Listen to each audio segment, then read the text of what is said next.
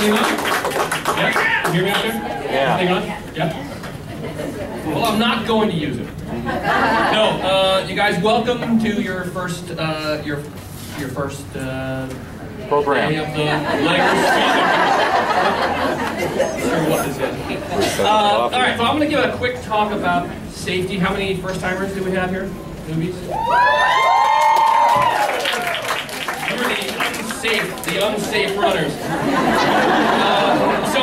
The Leggers have a cardinal rule. You'll probably hear it once or twice during the season. It's called 2 abreast. Okay. This how many people know how many 2 is? All right. 2 looks like visually like this. Okay. 2. So 2 abreast. You're going to run in long lines of 2. We do that because it's so crowded out there, and we want to stay as tight as we can and not impact the other non-runners.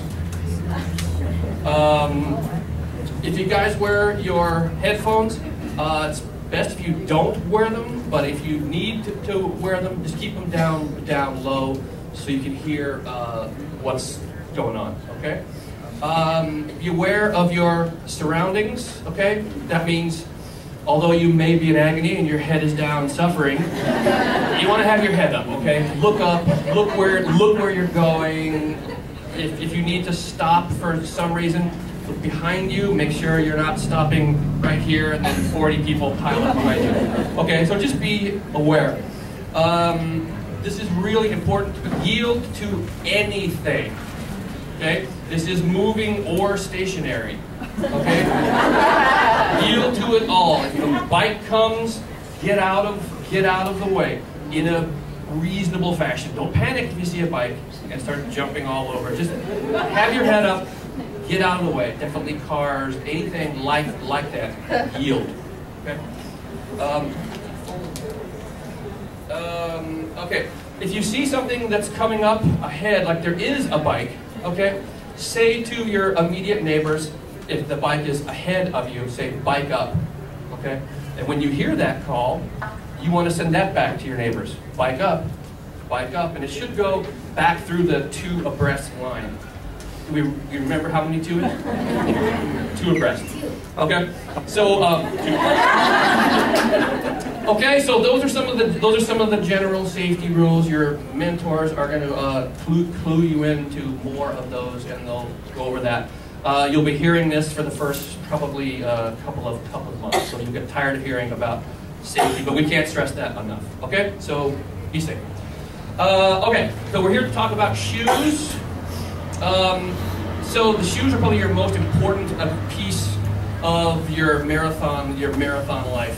During a marathon, I heard the number that there's about 45,000 footfalls during the marathon, during an average marathon. So with that many times striking the ground, you want to have the proper shoe. So I'm just going to go over some quick things as it pertains to runners and marathoners about what you need in the way of shoes and what to look for. So these are in no particular order, just what I felt like writing down. So you're going to watch for the heel slippage. The heel is back here. Heel slippage means that it's pulling in and out like this. I'm sure you guys have worn shoes that you've got a blister in the back. Nobody during their running wants to have a blister. So when you're walking around in your shoes that you buy, make sure you don't have any heel slippage. The front portion of the shoe, this is called the toe box. Okay, up in here where the toes are. You want to have plenty of room in there. Okay, you don't want the toe box to be so tight that your toes are crunched up.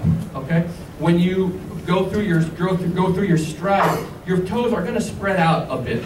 Okay, so you want to have room for those toes to spread out.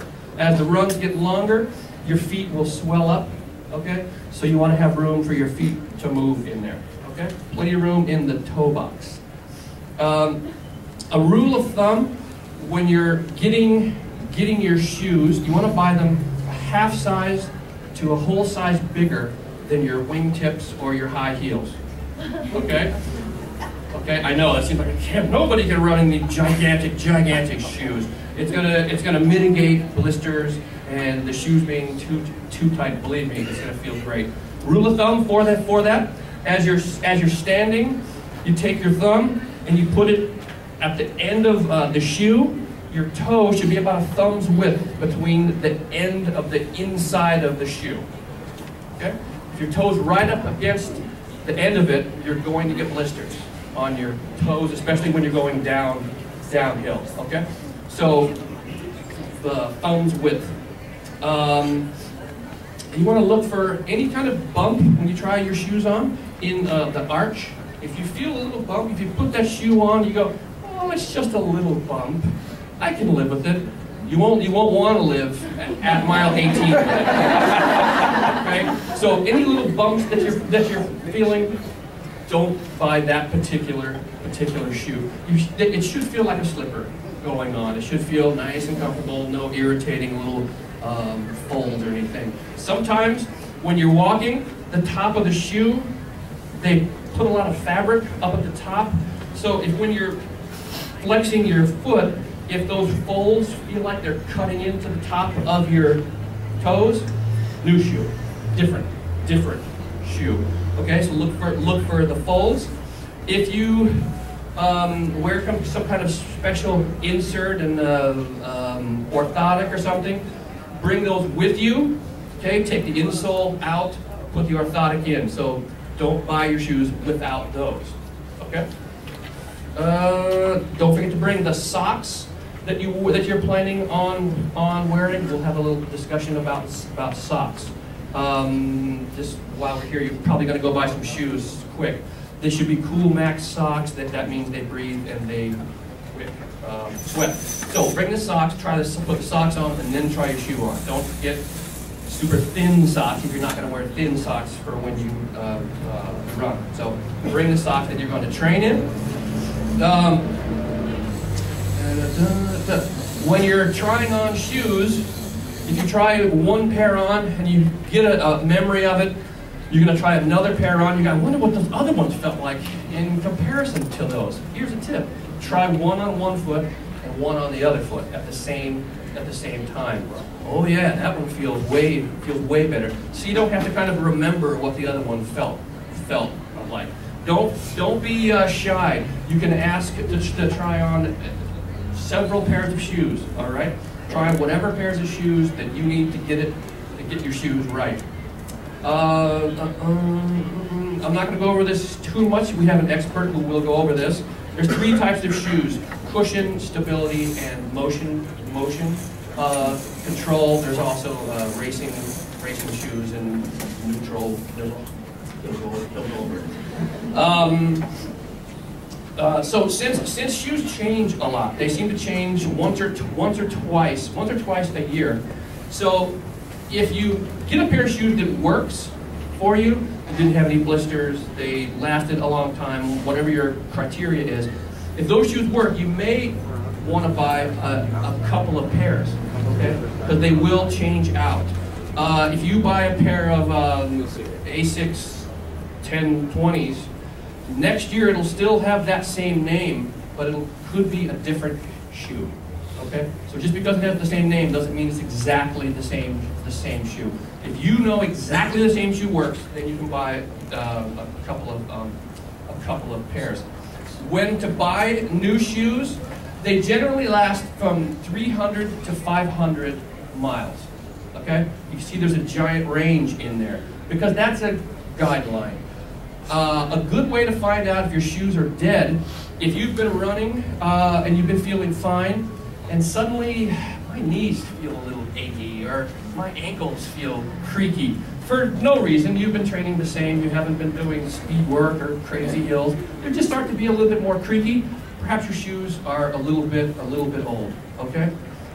You can write down in your training log, if you have a training log, you can write down the date that you bought your shoes, and you can go, oh wait, these are a year and a half old. I think I need new ones. You can write the date that you bought them on the shoe somewhere, preferably not on the bottom. Okay? You can write it on somewhere on the shoe where it's not going to wear off, and that'll get you to say, hey, yes, that's time.